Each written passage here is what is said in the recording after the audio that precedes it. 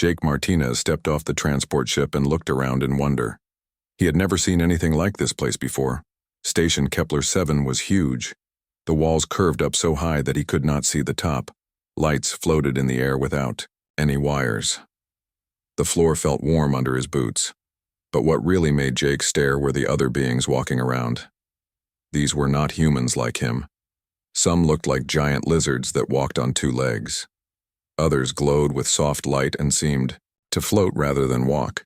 There were bug-like creatures with 6 arms and big round eyes that sparkled like jewels. Jake carried his small bag and tried not to look too lost. He was the first human ever to come to this school. The Galactic Defense Academy trained soldiers from all over the galaxy. Now they wanted to see if humans could learn their ways too. A voice spoke behind him. "You must be the human." Jake turned around and looked up, and up some more. The creature talking to him was at least 8 feet tall. Its skin looked like green and brown armor plates.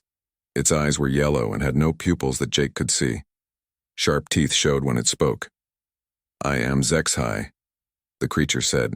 "I am from the Draknari people. You are my new roommate." Jake tried to smile. "Nice to meet you. I'm Jake Martinez." HFY made a sound that might have been laughter. "Martinez, that is hard to say. Can I call you Jake?" "Sure," Jake said. He was happy that this alien seemed friendly. HFY picked up Jake's bag with one hand like it weighed nothing. "Come, I will show you our room, then I will show you the academy." They walked through wide halls filled with other students. Jake saw more types of aliens than he could count. Some had fur, some had scales, some looked like they were made of crystal. A few looked almost human but had blue or purple skin. Many of them stopped talking when Jake walked by. They stared at him with curious eyes. Some whispered to each other, in languages Jake did not understand. He felt very small and out of place.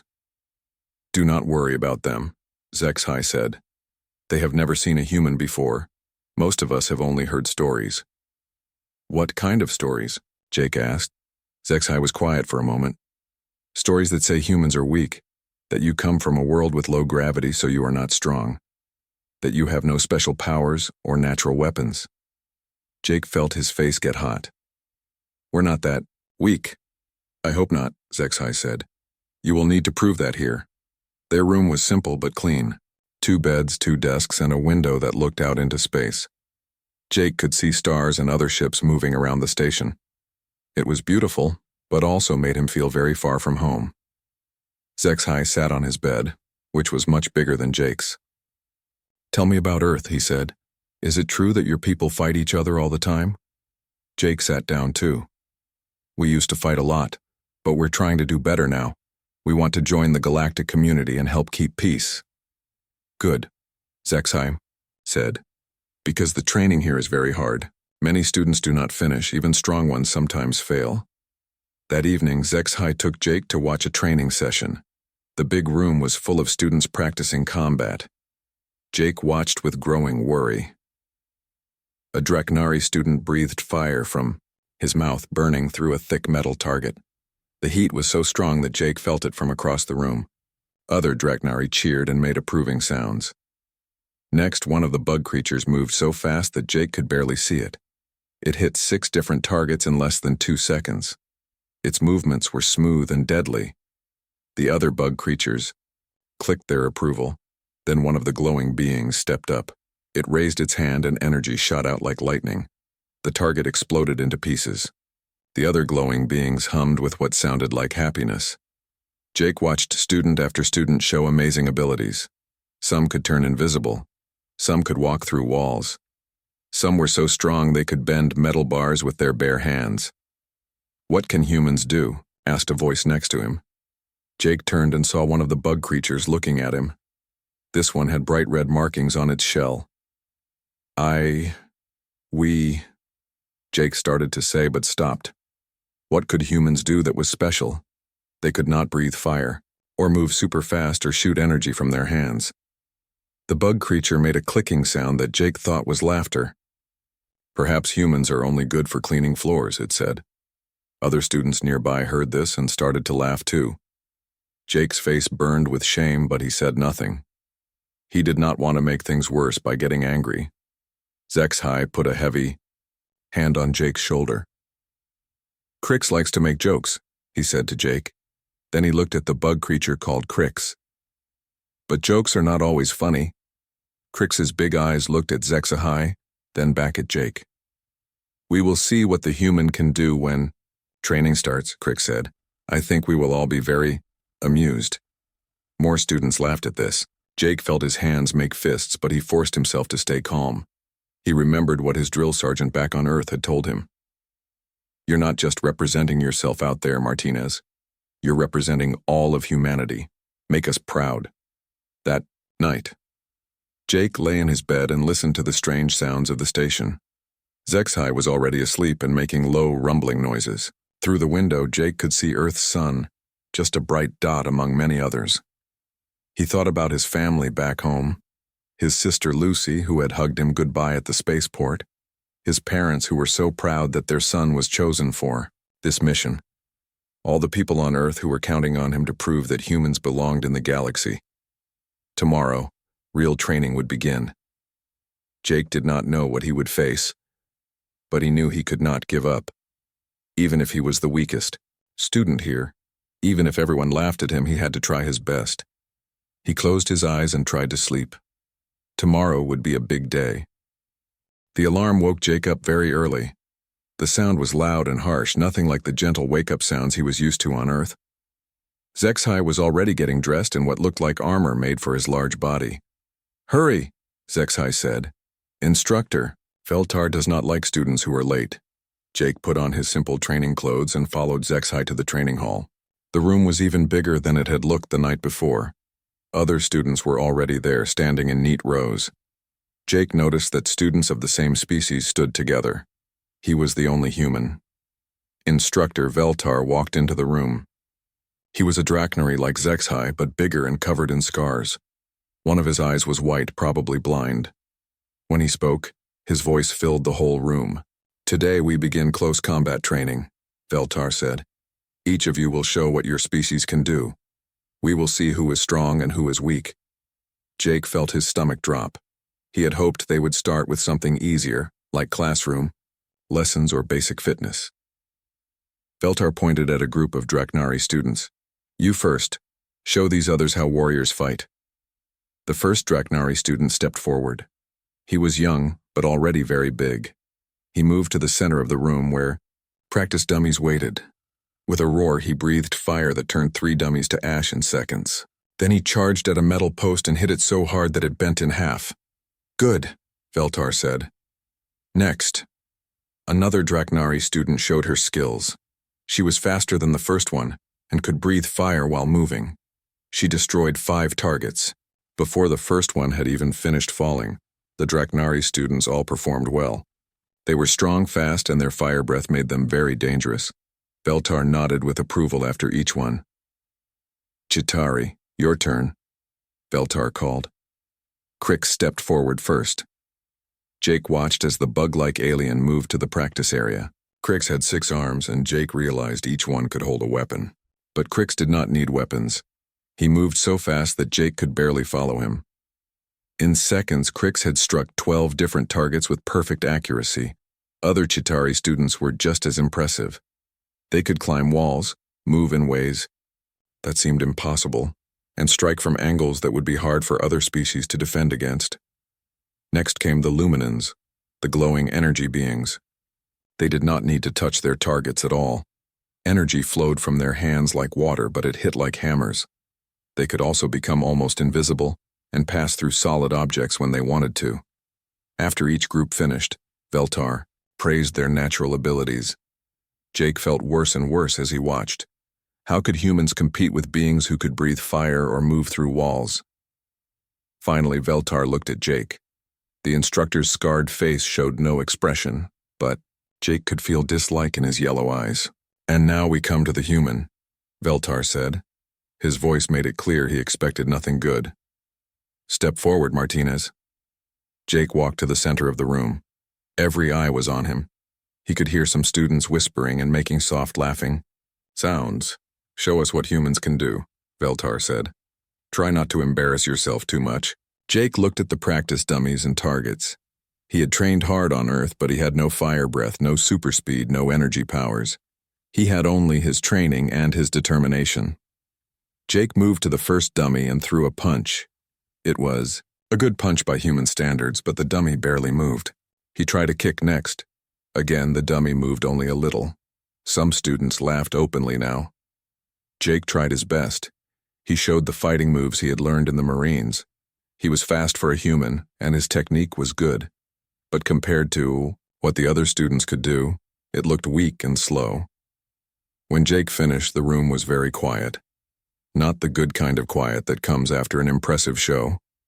This was the awkward quiet that comes when someone fails badly. Veltar shook, his head slowly.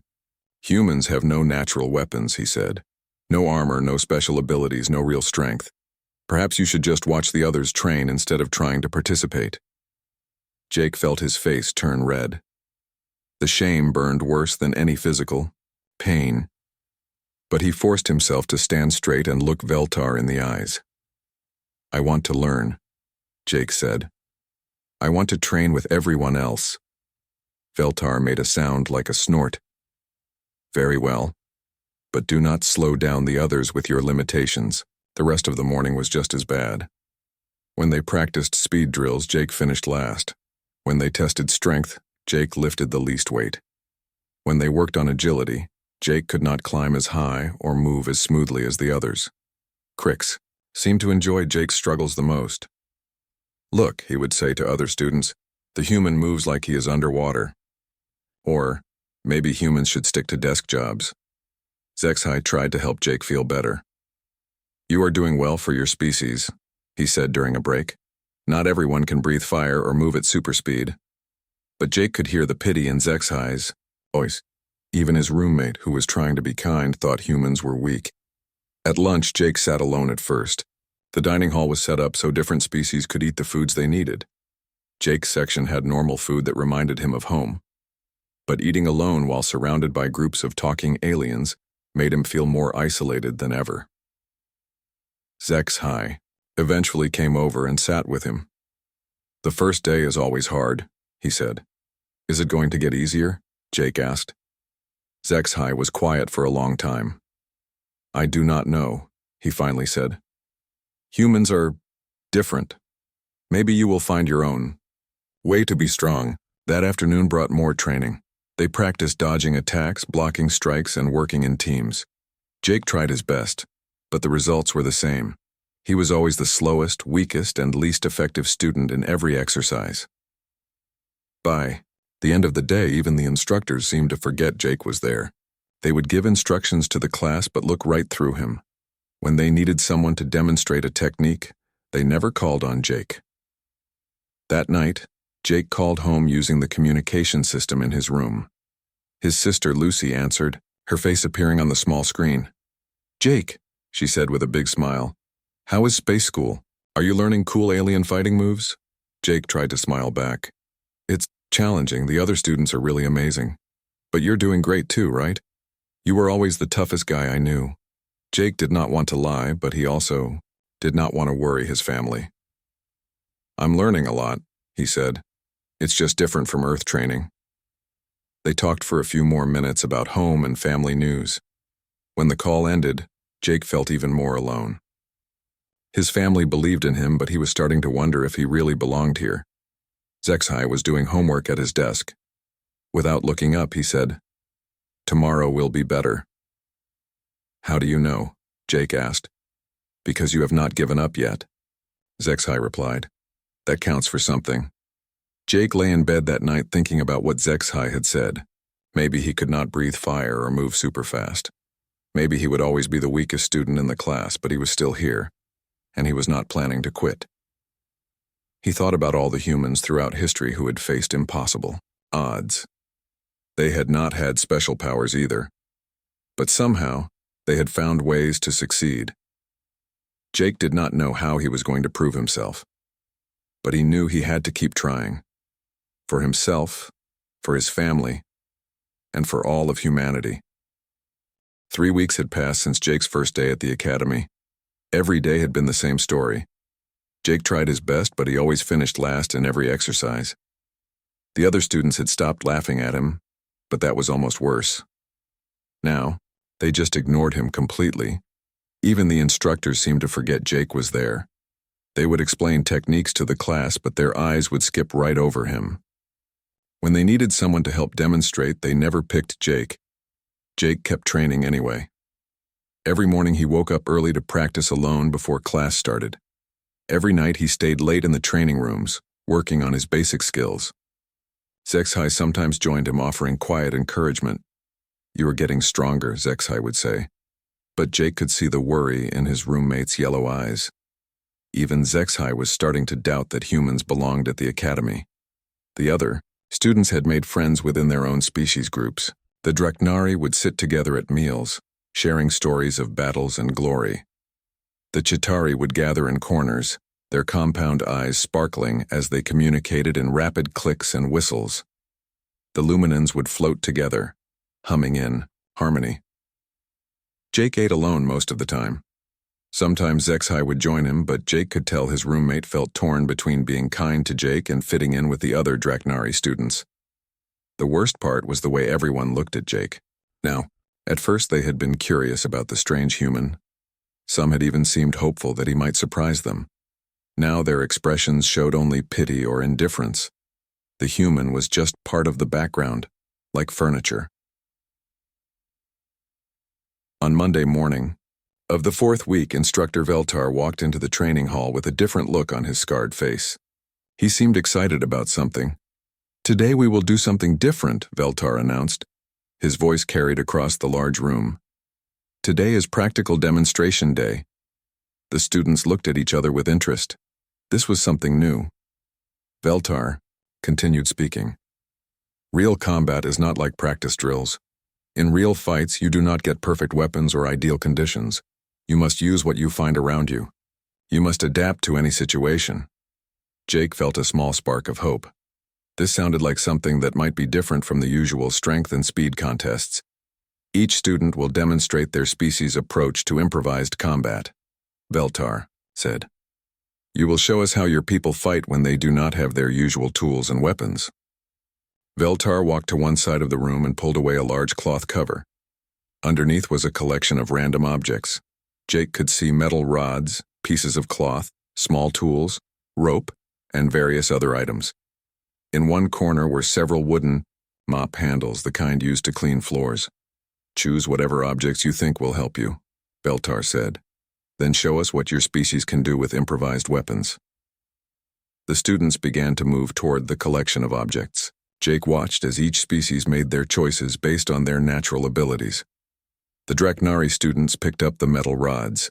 With their great strength, they could swing heavy weapons that would crush enemies. Their natural armor also meant they could fight up close without worrying much about getting hurt. The Chitauri selected lighter objects, thin metal strips, small tools, pieces of rope. With 6 arms, they could use multiple weapons at once. Their speed meant they could dart in and out of combat quickly. The Luminans chose very few physical objects. They could create energy weapons from their own bodies, so they mainly needed items to block or redirect attacks from enemies. Soon it was time for the demonstrations to begin. Veltar called each species forward one by one. The first Draknari student picked up 2 heavy metal rods. He spun them like clubs, creating a deadly zone around himself that no enemy could enter. With his natural strength, he could break through. Any defense in his armor protected him from counterattacks. "Good," Veltar said with approval. "Draknari combat relies on strength and direct assault. Very effective." The Chitauri demonstrations were impressive in a different way. Crix went first, using 6 different small weapons at once. He moved so fast that Jake could barely follow his attacks. In seconds, he had struck every target in the practice area with perfect precision. "Excellent," Veltar said. "Chitauri combat uses speed and multiple attacks to overwhelm enemies." The Luminans floated to the demonstration area. They barely needed the physical objects they had chosen. Energy flowed from their bodies like liquid fire, destroying targets from a distance. When attacks came toward them, They could become partially invisible or phase through solid matter to avoid damage. Very good. Veltar nodded. Luminant combat relies on energy manipulation and defensive phasing. After each demonstration, Veltar praised the natural advantages each species brought to combat.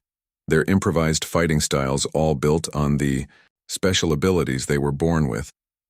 Finally, Veltar's yellow eyes turned to Jake. The instructor's scarred face showed the same dismissive expression Jake had seen for 3 weeks. "Human Martinez," Veltar called out. "Step forward and show us your species' approach to improvised combat." Jake felt every eye in the room focus on him. The familiar weight of expectation and doubt pressed down on his shoulders. He could almost hear what the other students were thinking. What could the weak human possibly show them?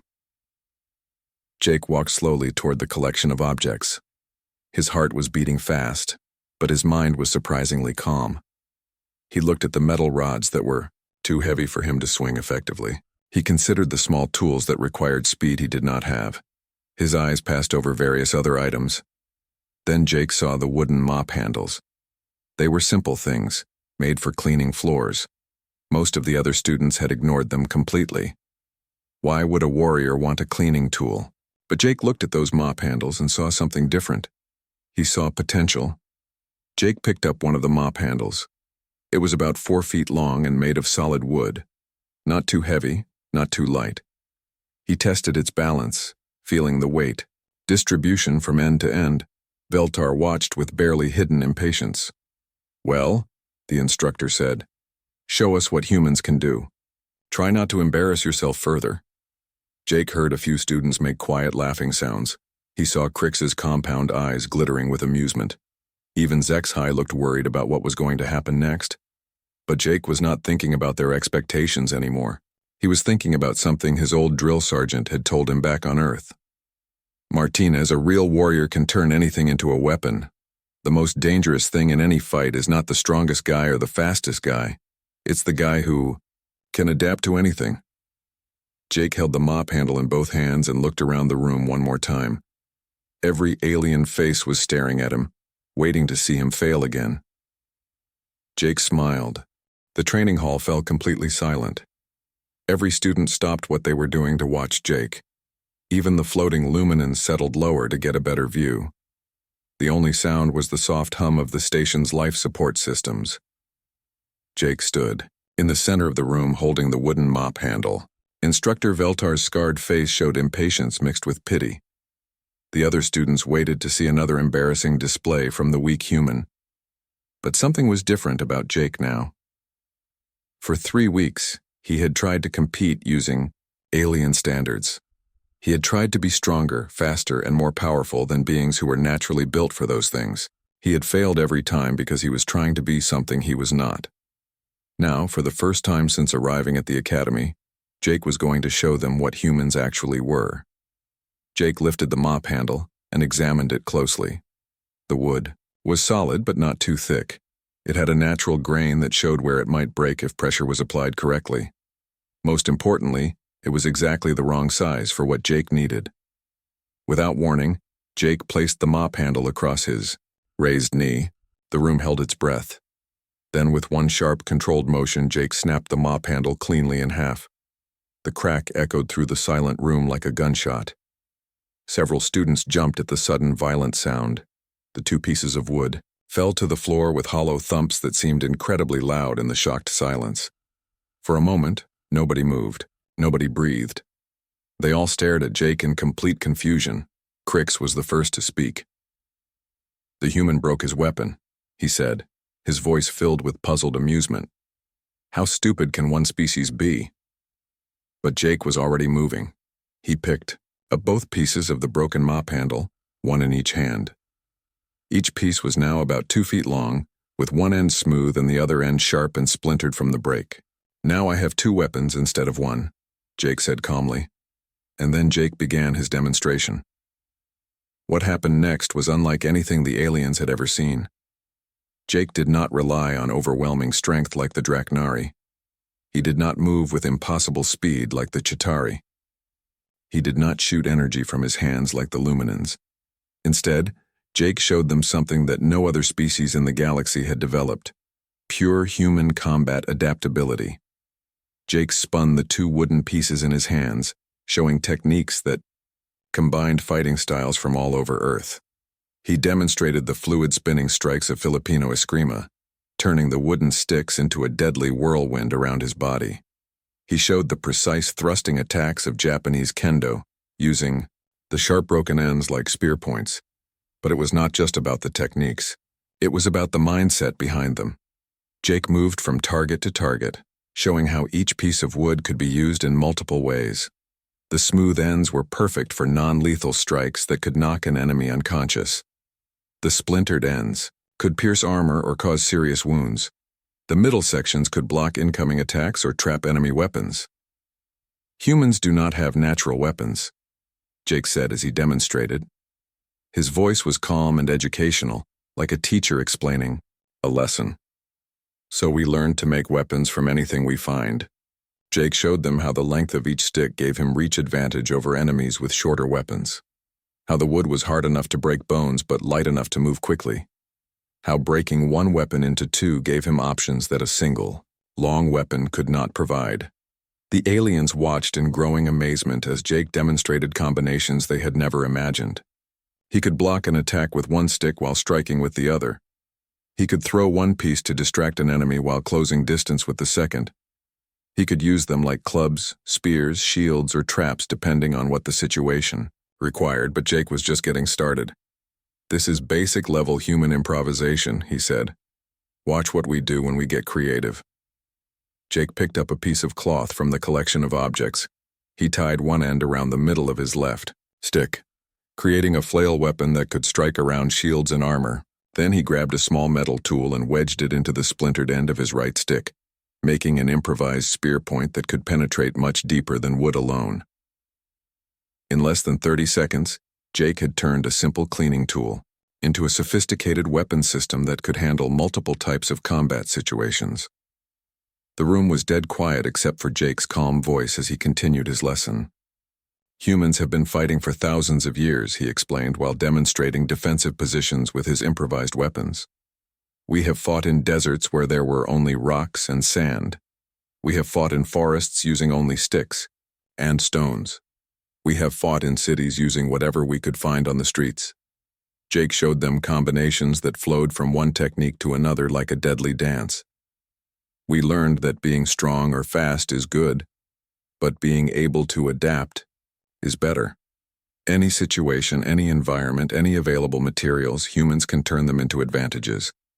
He demonstrated how a human fighter could change tactics in the middle of combat based on what was available. See a loose floor tile? It becomes a thrown weapon. Find a piece of rope? It becomes a trap or a strangling tool. Even a handful of dirt can blind an enemy long enough to strike. The aliens watched with growing fascination as Jake broke down the human approach to combat. It was not about overwhelming power or natural abilities. It was about creative problem-solving and tactical flexibility. Jake concluded his demonstration by showing how the two sticks could be quickly recombined if needed.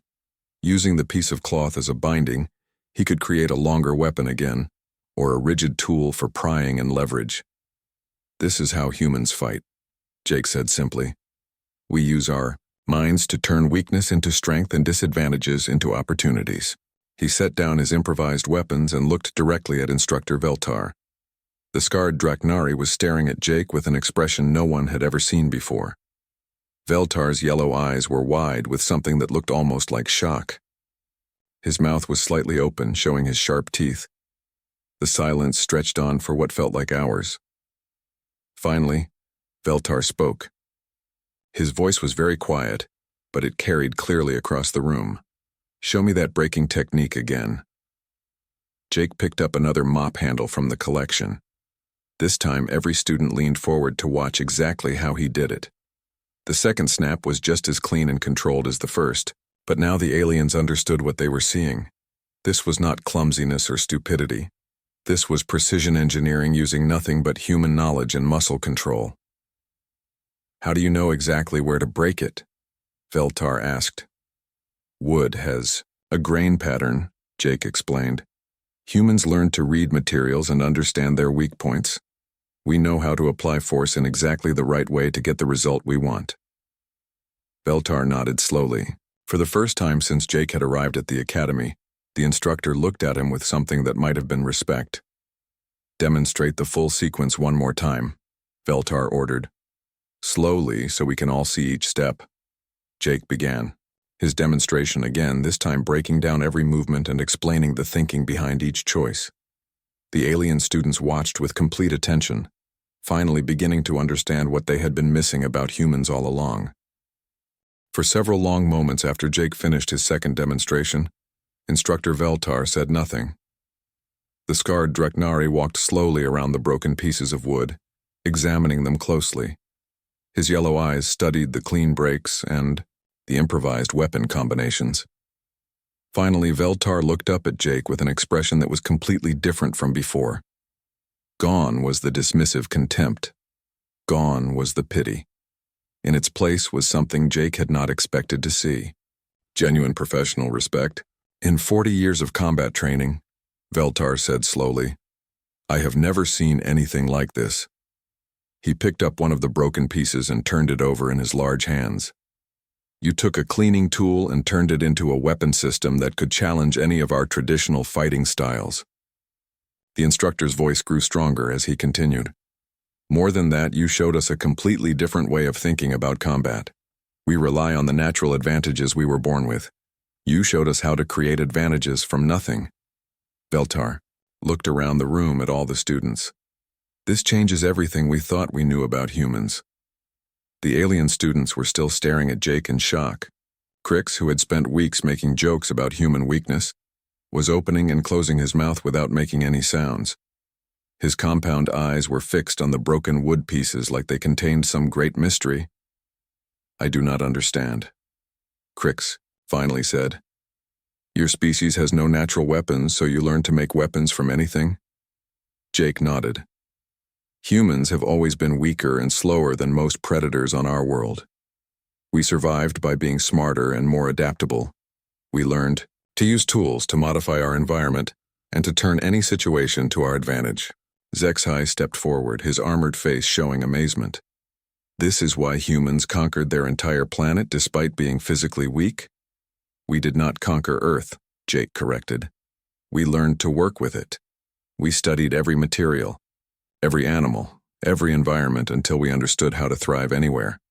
That knowledge became part of how we think about everything, including combat. Veltar nodded thoughtfully. Show us more, he ordered. I want to see other examples of human adaptive combat. Jake spent the next hour demonstrating different improvised weapons and techniques. He showed how a piece of cloth could become a blinding tool, a binding rope, or a weapon when weighted with small objects. He demonstrated how even a handful of sand could be used tactically to create openings for attack. But more importantly, Jake explained the thinking behind each technique. Humans do not just memorize fighting moves, he said. We learn principles that can be applied to any situation. Leverage, momentum, timing, psychology. These work the same way whether you are using a sword or a broken stick. The other students began asking questions. Not mocking questions like before, but serious requests for knowledge. How long does it take to learn this type of thinking? Asked one of the Luminans. Human children start learning basic improvisation very young, Jake replied. But military training takes several years to develop real expertise. Could other species learn these methods? Asked a Dreknari student. Jake smiled. The principles work for anyone, but it might be harder for species who have always relied on natural advantages. You would have to learn to think like someone who has no special powers. Over the following days, everything changed for Jake at the academy. Instead of being ignored or pitied, he became the center of attention. Students from all species wanted to learn human techniques. They practiced breaking objects to create improvised weapons. They studied how to analyze materials and environments for tactical advantages. Instructor Veltar asked Jake to assist with combat training classes. These methods should be part of our standard curriculum, Veltar said. Every warrior should understand how to adapt when their natural abilities are not enough. Jake found himself teaching mixed groups of aliens how to think creatively about combat situations. He showed Draknari students how to use their great strength more efficiently through leverage and timing. He taught Chitauri how to combine their natural speed with improvised tools for even greater effectiveness. The most surprising change was in his relationship with Crix. The Chitauri who had mocked Jake for weeks now approached him with genuine curiosity. "I have been thinking about what you said," Crix told Jake one day after training. "My species has always relied on our speed and multiple limbs, but what if we are injured? What if we are in an environment that limits our movement? We never learn to adapt like humans do." Jake and Crix began training together regularly. Jake learned that Chitauri had excellent tactical minds when they applied them to creative problem-solving. In return, Crix learned human techniques for fighting in confined spaces and using environmental advantages. Even more satisfying was the change in how the instructors treated Jake. Veltar began consulting with him about training methods.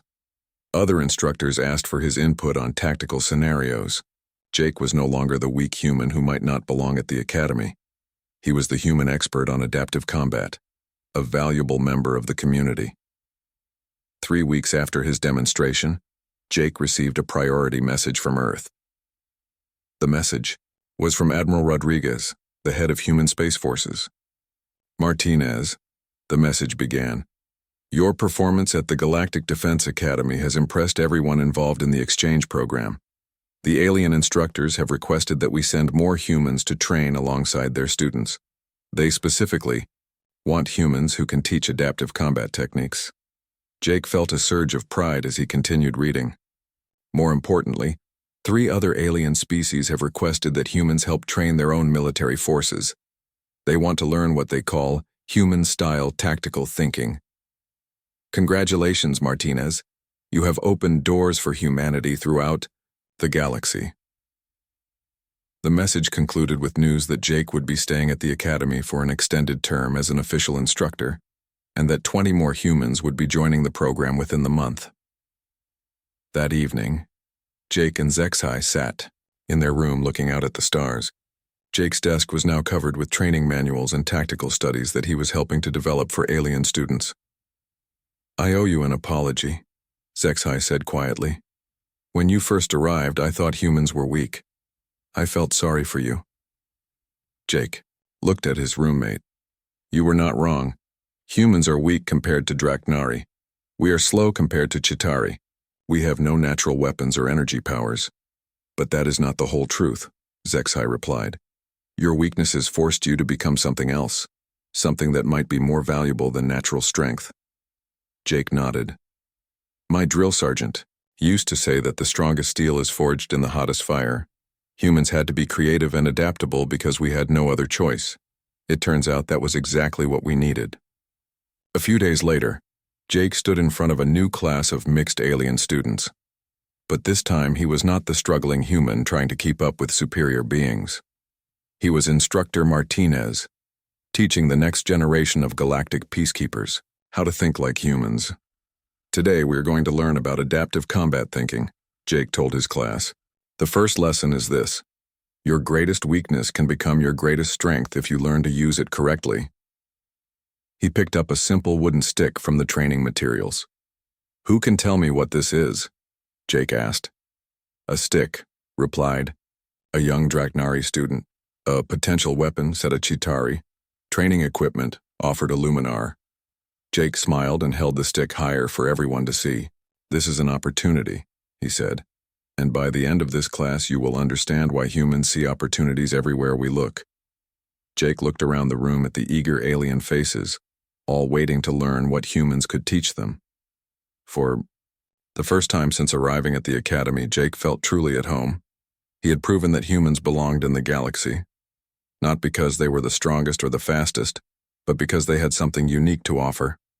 They had the ability to find solutions where others saw only problems, to create advantages from disadvantages, and to adapt to any situation. As Jake began his lesson, he remembered his sister Lucy's words from their first call. "Are you learning? Cool alien fighting moves?" It turned out the aliens were the ones learning from him, and that, Jake thought as he demonstrated his first technique to the fascinated students, was exactly how it should be.